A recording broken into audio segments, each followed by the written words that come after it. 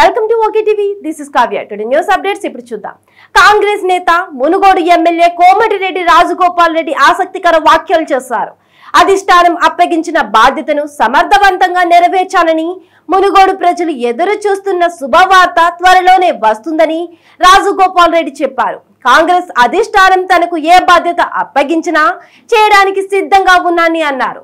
యాదాద్రి భువనగిరి జిల్లా చౌటుప్పల్లో అభివృద్ధి పనులను పరిశీలించి మున్సిపల్ అధికారులతో సమీక్ష సమావేశం నిర్వహించారు. కాంగ్రెస్ అధిష్టానం అప్పగించిన బాధ్యతను నెరవేర్చాలని చెప్పారు. భువనగిరి ఎంపీగా కాంగ్రెస్ అభ్యర్థిని గెలిపించాలని పార్టీ అధిష్టానం తనపై బాధ్యత పెట్టిందని, భువనగిరి ఎంపీగా 2.28 లక్షల మెజార్టీతో గెలిపించాలని అన్నారు. రానున్న రోజుల్లో పార్టీ అధిష్టానం ఏ పని చెప్పినా, ఎంత కష్టమైన బాధ్యత అప్పగించినా పూర్తి చేస్తానని ఎమ్మెల్యే కోమటిరెడ్డి రాజగోపాల్ రెడ్డి తెలిపారు. తమ కార్యకర్తలతో సమిష్టిగా కలిసి అధిష్టానం అప్పజెప్పిన బాధ్యతలను సమర్థవంతంగా నిర్వహిస్తానని ఆయన అన్నారు.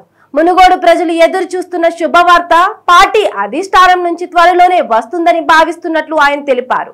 ఎల్బీ నగర్ నుండి పోటీ చేయమని అడిగినా నేను మునుగోడు నుండే పోటీ చేశాను. నాకు మునుగోడు ప్రజల మీద ఉన్న నమ్మకాన్ని, విశ్వాసాన్ని పోగొట్టుకోలేక ఇక్కడ ప్రాంతాన్ని అభివృద్ధి చేయాలని మునుగోడు నుండి పోటీ చేసి గెలిచానని ఆయన చెప్పారు. ప్రజలకు ఇచ్చిన హామీలను కాంగ్రెస్ ప్రభుత్వం నెరవేరుస్తోందని రాజగోపాల్ రెడ్డి చెప్పారు.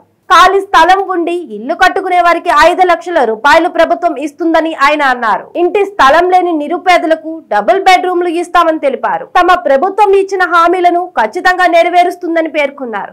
త్వరలోనే రాష్ట్ర మంత్రివర్గ విస్తరణ ఉంటుందన్న వార్తల నేపథ్యంలో కోమటిరెడ్డి రాజగోపాల్ రెడ్డి చేసిన కీలక వ్యాఖ్యలు ఆసక్తిని రేపుతున్నాయి.